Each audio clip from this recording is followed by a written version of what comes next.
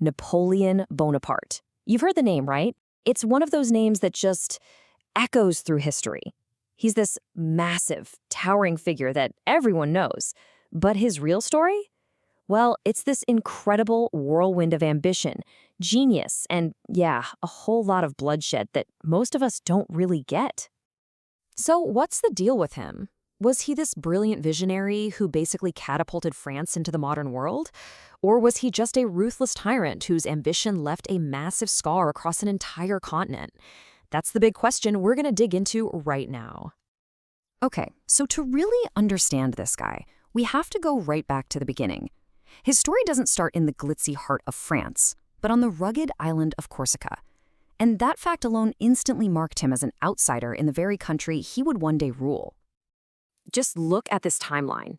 It's a relentless climb, isn't it? His whole youth was basically a high-speed train through a super tough military education. I mean, he gets into the elite École Militaire in Paris when he's only 15. 15! And by 16, he's already a commissioned officer. You can see how this incredibly disciplined childhood really forged the man he was about to become. But school was not a walk in the park for him, not at all. He was totally isolated, constantly teased for his thick Corsican accent and the fact that he wasn't from some fancy aristocratic family. But you know what? That feeling of being an outsider, it didn't break him. It actually fueled this burning, lifelong desire to prove he was better than every single person who ever looked down on him. And this contrast right here, it tells you everything you need to know. On the left, you've got this lonely, picked-on schoolboy, and on the right, the charismatic, absolutely unstoppable general. This transformation from bullied kid to commanding leader, it's staggering, and it took little more than a decade. So how on earth did he pull that off? Well, the answer really lies in one event, the French Revolution. All that chaos and violence just tore down the old system, creating this massive power vacuum, and that was the perfect opportunity for a brilliant, and let's be honest, ruthlessly ambitious young officer to climb the ladder.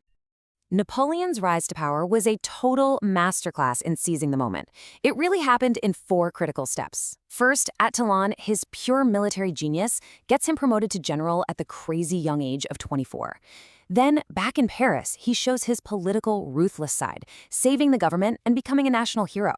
His legendary campaign in Italy cemented his fame. And finally, the coup of 18 Brumaire, well, that's where he combines all those skills to grab absolute power. But here's the thing, the coup almost blew up in his face. When he was faced with all these angry politicians, Napoleon actually hesitated. He faltered.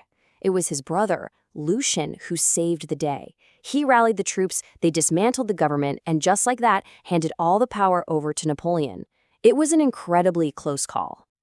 And with this one line, Napoleon basically announced a whole new era. He was saying, I'm not just another revolutionary. No, he was positioning himself as the strong man, the one guy who could end all the chaos and lock in the achievements of the revolution, under his control, of course. And this ambition, it hit its absolute peak on December 2nd, 1804. In this unbelievable display of power inside Notre Dame Cathedral, he didn't wait for the Pope to crown him. Nope, he took the crown, placed it on his own head, and then crowned his wife, Josephine. The message couldn't have been clearer. My power comes from me, and me alone. But see, Napoleon was so much more than just a general.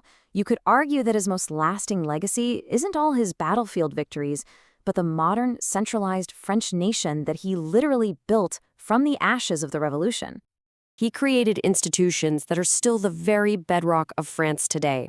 We're talking a central bank, a rational legal system, a structured education system, a professional government, and these weren't just ideas that stayed in France. A lot of countries looked at what he was doing and copied it.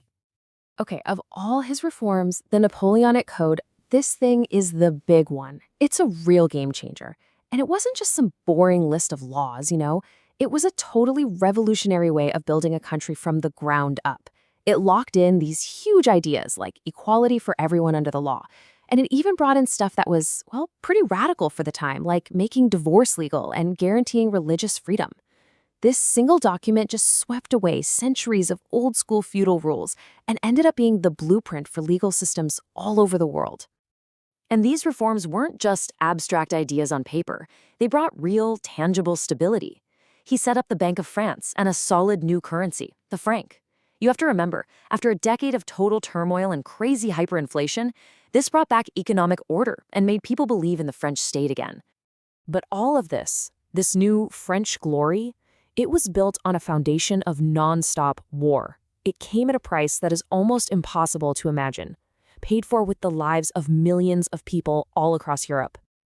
This map just shows you the staggering reach of his power at its absolute peak in 1812. France itself had ballooned to 134 regions, and he had his own family members installed as kings and queens from Spain to Italy to Germany.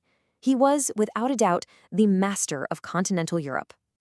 But holding on to that empire meant constant, brutal warfare. This absolute masterpiece by Goya, it captures the horrifying reality of what his occupation of Spain was like.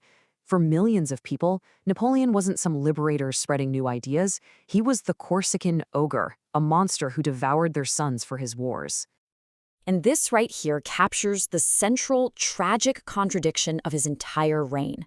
His ambition to build a modern, unified Europe was completely tied to the brutal reality of nearly constant, devastating war.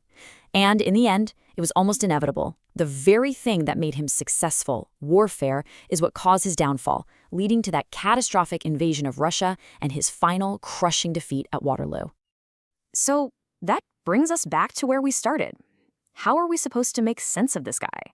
A man who was both a modernizing genius and a catastrophic warmonger. You know, after he died, the legend of Napoleon really took off. He was transformed into this tragic hero, almost like a figure from Greek mythology, inspiring everyone from Victor Hugo to Tolstoy. He became the ultimate symbol of one person bending all of history to their will. But the other side of that legend is the cautionary tale, right? His story is this incredibly powerful lesson in how the relentless chase for glory, even when it starts with noble ideas like liberty and equality, can just spiral into tyranny and disaster on an absolutely epic scale. So in the end, there's just no easy verdict on Napoleon. His legacy isn't a simple answer. It's a permanent question. He forces us, even today, to really think about the complicated, often messy nature of power, of ambition, and what it really truly means to leave a mark on the world.